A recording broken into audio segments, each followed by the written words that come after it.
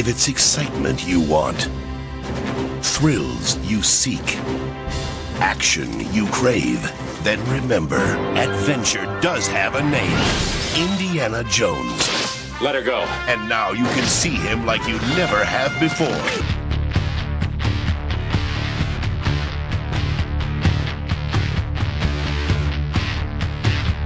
Hello and welcome to another edition of Toys We Remember. We are looking at the 1982 Indiana Jones Raiders of the Lost Ark line from Kenner and kind of where their prices are today. These are actually the retro figures just released by Hasbro under the Kenner header. So they're meant to look like the 1982 counterparts, which mostly I think they do.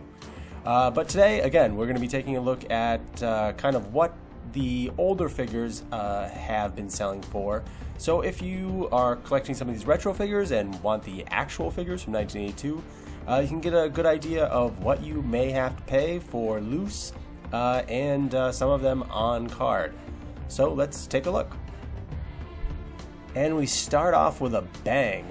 $2,000, or best offer accepted, so maybe slightly underneath that, for an AFA 85 mechanic figure.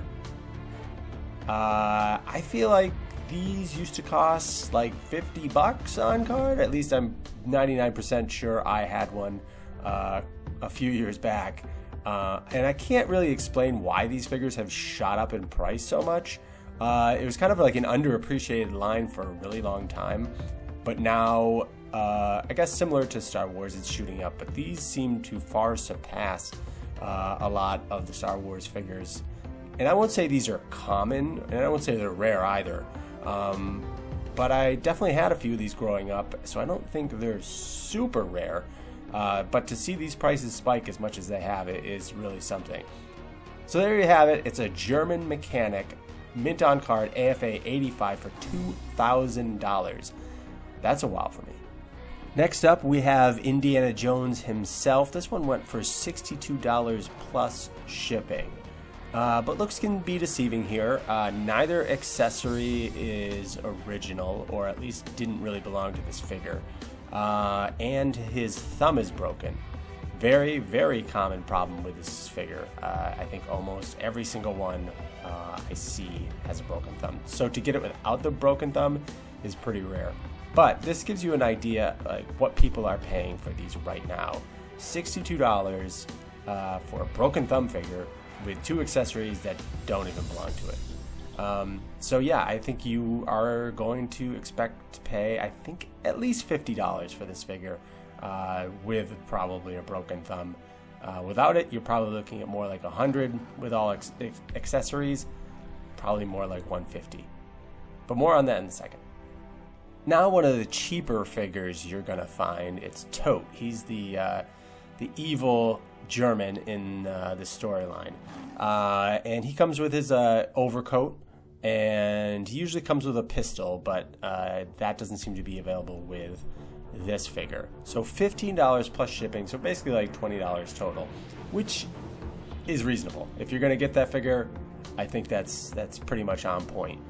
There's not much to this figure outside his pistol, but obviously if you're trying to complete your collection, you're gonna want this guy. Now we have the Streets of Cairo Monkey Man, or the street vendor from the Streets of Cairo playset. So this kind of speaks to why this figure is kind of so high. It was not available on card. It only came with the Streets of Cairo playset, and it does come with his monkey, and he has his robe. So this figure is complete. So $84. That's pretty high, but again, it's much more rare than the other figures that you would have found on card. So I can see why people, if they're just trying to seek out the figures themselves, would pay such a price for this guy. Now we have Marion Ravenwood. She comes complete with her dress and her monkey sidekick. This is another one that was not widely distributed as much as the other figures. It was on card. But for, I think probably just because it was a boys line, they probably didn't have as many of these on store shelves. So she is a little harder to find. And this one looks like it's in pretty good condition. and you're looking to pay, I would say, around this price. 180 seems fairly, doesn't sound reasonable, but it is reasonable in the sense that these are rarer, and I've seen them go for probably around 200. So 180 is not too bad. I try to aim a little lower than that, but again, it is complete and it looks like it is in pretty good condition. Here's another figure that was fairly rare. This was a Malloway, Bellock, and ceremonial gear. As you can see, it's still in the Kenner baggie, sealed. This one went for almost $100, $97.55 plus shipping. There is a carded version of this figure, but it's exceedingly rare. It was only probably sales samples or some sort of prototype. It was never on store shelves, so to find that is probably not going to happen. But these Malloways were available. Obviously this one is in very good condition, has all the parts, it's still in the baggie. So $97.55, well again, that's a high price to pay for an action figure. It's not that outrageous. Here we have Indy in German soldier uniform disguise. This one went for $30, and that seems about reasonable, except when you start to look at the figure. Again, this one has a broken thumb, another common problem with the Indy figure, even in the German uniform version. And his hat has some paint loss and damage. So this figure is not in particularly great shape, and it also does not come with the bazooka accessory. Despite all that, you're still paying $35 with shipping included. So, I think complete and in good condition, you're probably looking at more like $60, $65. But, try and bargain hunt, and if you want to cut corners a little bit here and there and just have the representation of the figure, this could be the way to go. And so here we have the other side to that coin. Once again, it is the German soldier version of Indy. He comes with his bazooka. The figure is in good condition, and you're paying $57. So again, it's in that range. I've seen it go for 65 or maybe around that range. But this one had free shipping, so $57 is fairly reasonable. This is one of the more common figures, so that's not a bad price.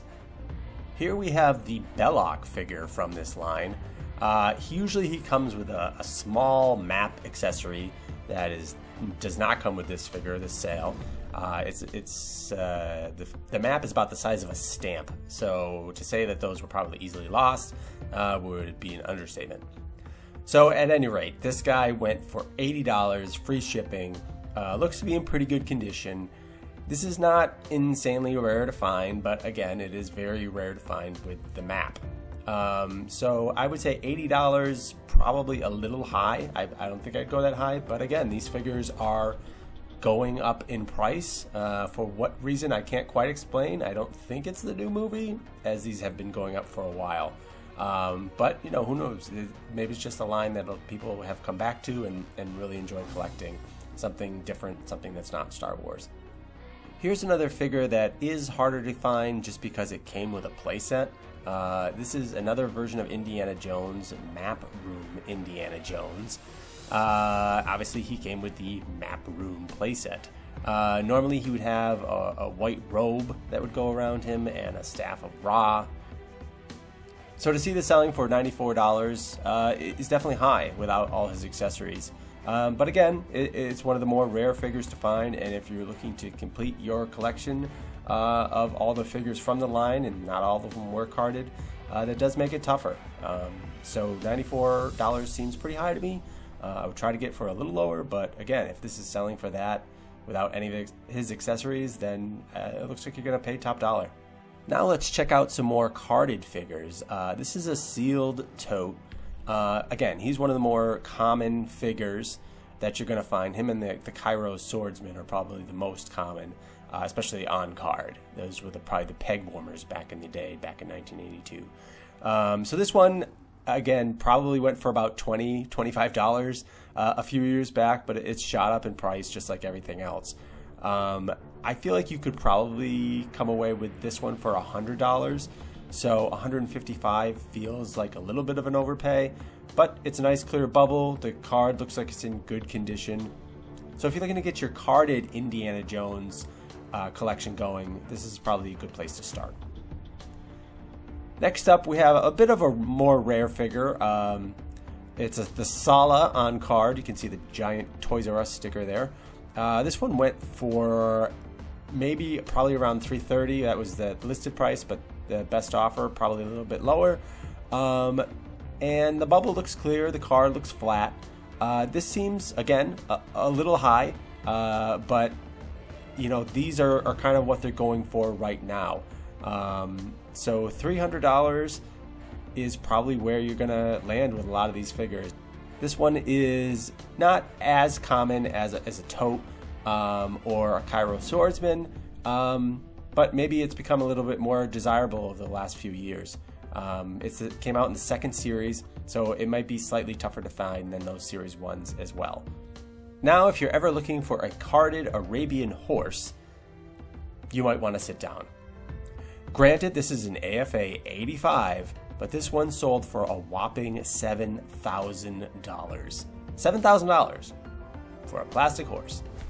But it is mint on card and looks fantastic. So if you are a collector of these carded Indiana Jones figures, I guess that's what you're gonna pay. I feel like this probably sold for maybe $500 not that long ago. So to see this astronomical price feels a bit crazy. But again, and it's not like you're not gonna find these. I mean, maybe you're not gonna find an AFA 85, but I just don't see the point in having something that is the mintiest of the mint. I know that's a collector thing sometimes, but I just can't sit here and say I'm gonna pay an extra $3 grand or an extra $5 grand for something that's an AFA 85 when I could have something AFA 80 or maybe something that wasn't even in an acrylic case. So I don't know. Seems crazy to me, but there you have it. Okay, we're gonna finish up with two different examples of probably one of the more sought after figures. One of the more sought after figures, Indiana Jones himself and his adventurer gear.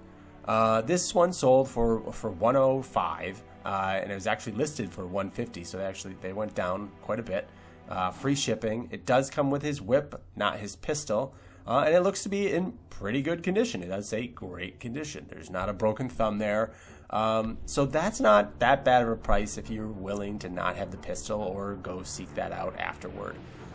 So this figure can be had for a semi-reasonable price if you consider $105 reasonable. So yeah, that's not too bad. On the flip side, we have a very complete, good-looking Indiana Jones figure, but this is a CAS graded figure.